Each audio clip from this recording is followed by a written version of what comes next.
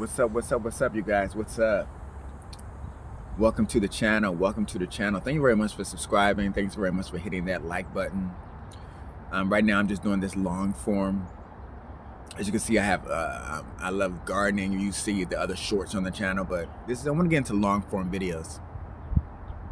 I have an Eryka Babu quote that says, 85% of the world are followers, 10% of the world are creators, and 5% of the world are the ones that are usually shunned away or assassinated because they see everything that's going on, because they see the manipulation. And we take a step back and really look at it, and it's true. And there's various ways of, hey, let's take Tupac. He was waking people up, and hey, what happened to that guy?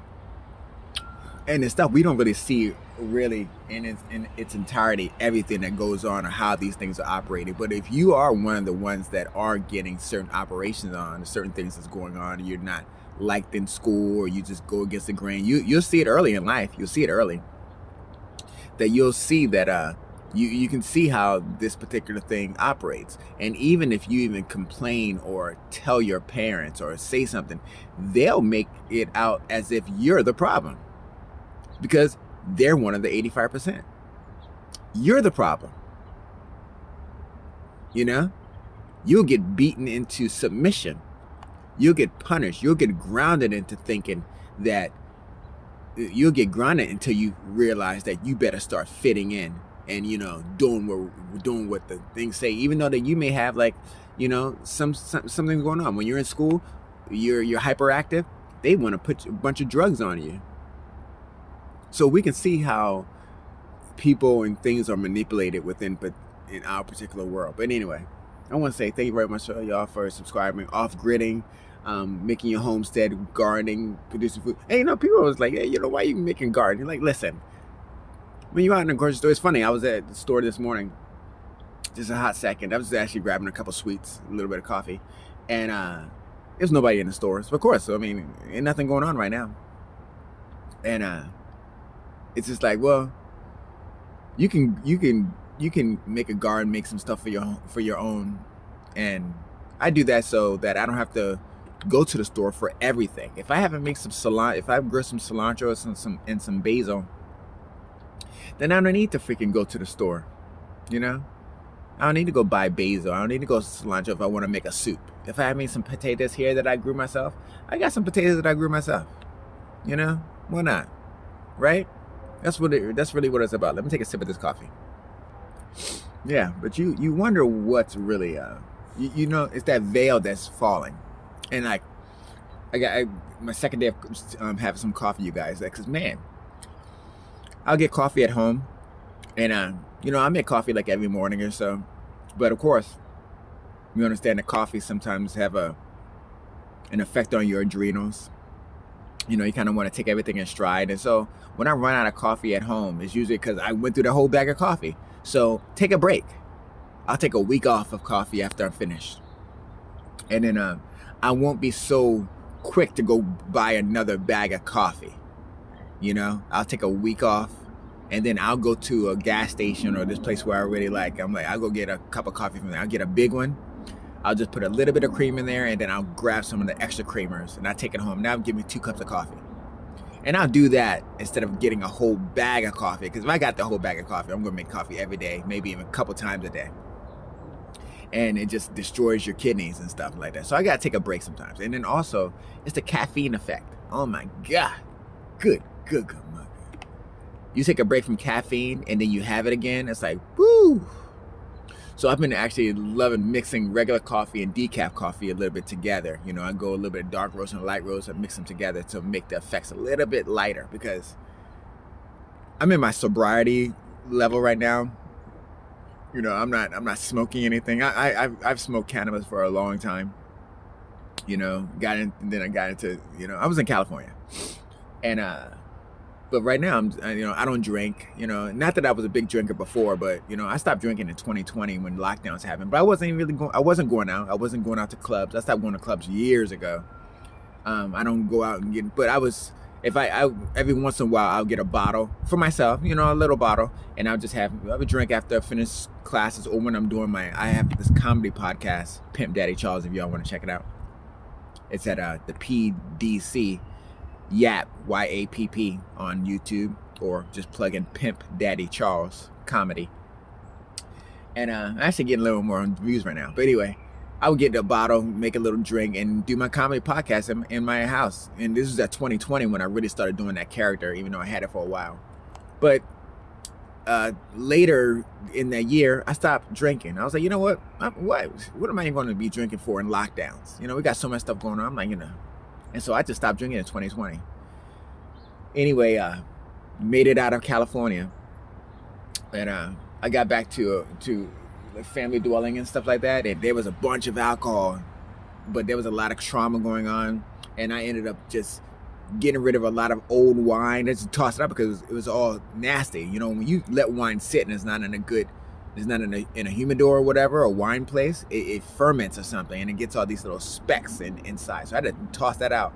But I drank a bunch of the liquor. I gave some liquor away for Christmas, but I drank it all. I don't got no alcohol in the house, none. So, and then I haven't bought any alcohol, you know, and it's because I was going through this trauma I was drinking, but it was also, you know, we live through these particular programs, you guys. So much stuff that goes on. We live through these particular programs, and it's like, you never know the psyop that's getting played upon you. And that's the thing, 85% of the world are followers. They're sticking to their narrative, you know, TDS, Trump derangement syndrome. It's always everything. You can blame everything on Trump. You know, you could be in a crazy state of behavioral disorder, dis-ease about yourself, but you know what? You still going to talk some stuff about Trump.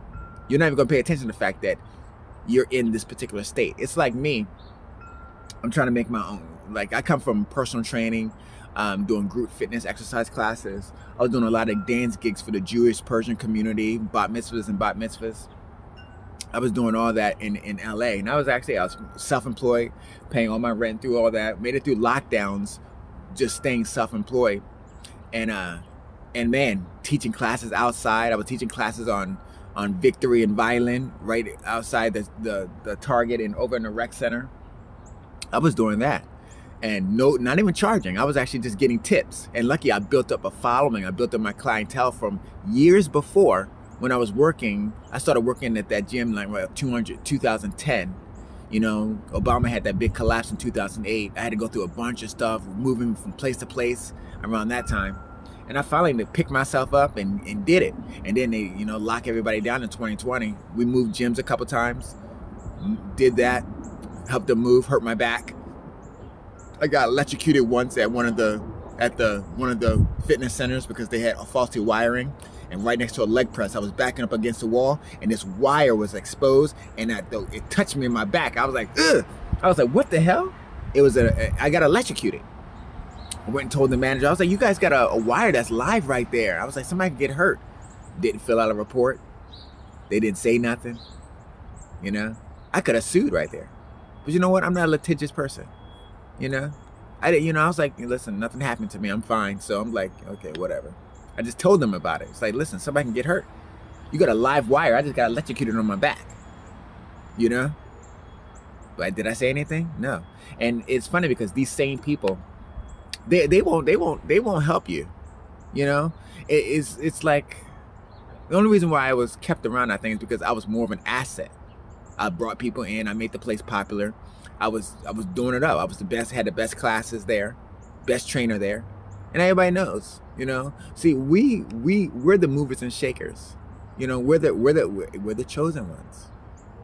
We see the things that are going on, and it's not like I'm going against the grain. I'm not going against any government institutions. I'm not out there telling people like, oh, this and Obama's this and Trump is this and come out. I don't care. And that's the thing. The 85%, they want you to care. And the 5% and the 10% want you to freaking buy their crap. You know? The 85% want you to be as brainwashed as them. And the 10% want you to be slaving away for them. And we're just in the 5%, like, I just want to plant my gardens, grow my own herbs. It's not like I'm pay my taxes. I want to go to the store when I need to get something, but leave me alone. I'm not going to go cast no ballots for nobody. I'm not going to go off to war and kill people. Now, hey, if we see something really going on, we really see some stuff popping off, yeah, but as you can see, there's so much manipulation going on. There's so much noise in our narrative. There's so much distraction. You never know what's true and what's not. You don't know. You know? You don't know. Let me take a sip of this coffee again. The little donut I had had some space inside the donut. I'm like, y'all jip me. That should be more cake filled inside. I don't got no filling inside that donut. What's a little hole in there? Anyway. Yeah, guys. So you can see it too. It's like, where's the, it's this drone mentality. Even people walking around, they'll hate a person that is trying to live on a higher level. People are like walking around like they're zombies, like with their head all down, Not that I care. Everybody can do whatever they want to do, whatever. But it's like, man, we are really seeing how you can really get exiled. You can be the pariah. People will come against you. They don't even know you just because you threaten the way things look. Especially if it's a melancholy, dystopian type of atmosphere. Like, what's wrong with trying to do the right thing? And it's funny because somebody I know is always telling me, why you always gotta be right? I'm like, listen, I don't always gotta be right, but why don't you want to be right? Why don't you want to try to do the right thing? If the right thing means health, then why don't you want to be healthy then? It's not like I can't eat donuts every day, I can't eat donuts every day. I get sick. I have a couple of donuts, 1 or 2 days, and it's like, whoa, okay, I'm sugar filled. I can't have any more donuts for another 2 weeks or so. I'll go a month without having any donuts. And then one day, I'm like, listen, I need me a little bit of dopamine hit for some sugar. Let me go ahead and give me a couple of donuts. But make sure you brush your teeth afterwards. Make sure you don't get the sugars to stay up in your mouth. But it's like, okay, take a little break. You always got to take a break from things that that are that damaging. And on top of that, you got to keep working out. You got to keep working out. I'm a person that stays fit. I like to train my body. And people always wonder, like, how do you do this? How do you, like, listen, you got to not get into that sedentary, laying down all day long type of mindset mentality. Like, it's almost as if people don't want to get outside their ego. Their egos tell them, like, well, I don't need to do that. Well, yeah, you do, because there's statistics. That's why they have stats. Just like, hey, I can't sit around all day long. And man, the stuff that I'm doing right now, like, I have a few channels. I've done a lot. I've just got back in this place now. I've only been here for 3 years. Look at what I've been doing for the last 15 plus years. And then right before that, I just graduated. I've been busting my butt for a long time. It's been 20 years of hustle. And people are like, oh, I've been doing this. I've been a doctor for 15 years. I'm like, well, great. I've been doing just as much good stuff as that without chopping anybody up for the same amount of time. When you really think about it, guys,